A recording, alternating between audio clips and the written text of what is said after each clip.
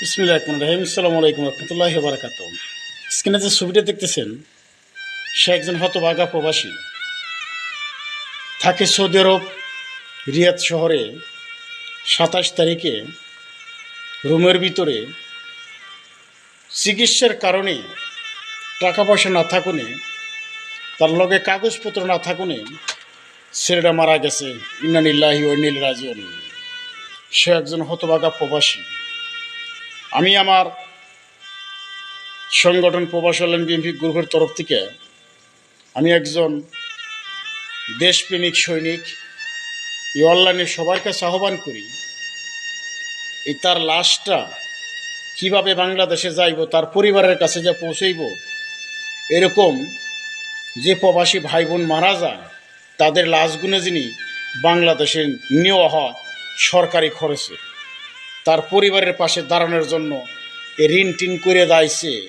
তার পরিবারের পাশে যদি আমাদের বাংলাদেশ জাতীয়বাদী দলের কোনো নেতা কর্মী থাকেন, তার পাশে দাঁড়ান।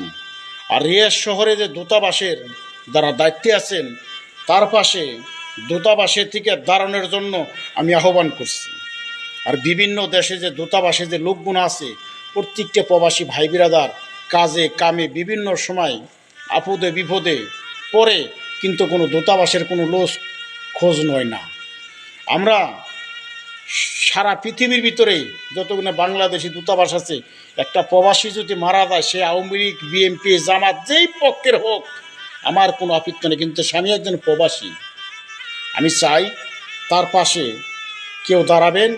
আর প্রবাসী প্রত্যেকটা ভাই বোন আমরা যদি 8 আনা করে দেই, বাংলাদেশের 15-16 টাকা যদি 1 রিয়াল করে দেই, এরকম তার পরিবারটার পাশে আমরা দাঁড়াইতে পারি। আমি প্রত্যেকটা ভাই বোনদের প্রতি আহ্বান করি, যারা অনলাইনে রাজনীতি করেন, বিভিন্ন টাকা আমরা বিভিন্ন জায়গায় খরচ করি, এই পরিবারটার যদি পাশে কেউ দাঁড়ান, তার ঠিকানা আছে, তার পরিবারের সাথে যোগাযোগ করবেন। এই যে তার পাসপোর্টের পুরো অ্যাড্রেস আছে, দেশে বাড়ি সিরাজগঞ্জ, নাম সুলাইমান, ছেলেটা মারা গেছে, তার পরিবারের কাছে কিভাবে লাশটা পৌঁছইব, আমি বর্তমান ডক্টর ইউনূস স্যার আপনার প্রতি, সরকারের প্রতি, বাংলাদেশের দূতাবাসে যারা দায়িত্ব আছেন তাদের প্রতি অনুরোধ করি। আমি আপনারা প্রত্যেকটা প্রবাসী ভাই বোন যদি মারা যায়, তাদের পাশে দাঁড়াবেন। রাষ্ট্রীয় খরচে এই লাশটা কিভাবে তার পরিবারের কাছে পৌঁছেই দিবেন। 10 মাস 10 দিন যে গর্ভে রাখছে, সে যিনি শেষবারের মতো তার সন্তানকে দেখতে পারে, এতটুকু আহ্বান। যে যেখানে আসছেন, যদি ভালো লাগে ভিডিওটা শেয়ার করবেন, তার লাশটা যিনি তার পরিবারের কাছে যা পৌঁছে।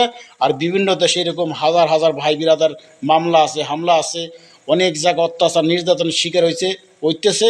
আমি আশা করি প্রত্যেকটা জায়গা থেকে রাষ্ট্রীয়ভাবে দূতাবাসের লোক যারা আছেন, তারা আপনারা খোঁজ খবর আমাদের প্রবাসীর ভাই বিরাদারে রাখবেন।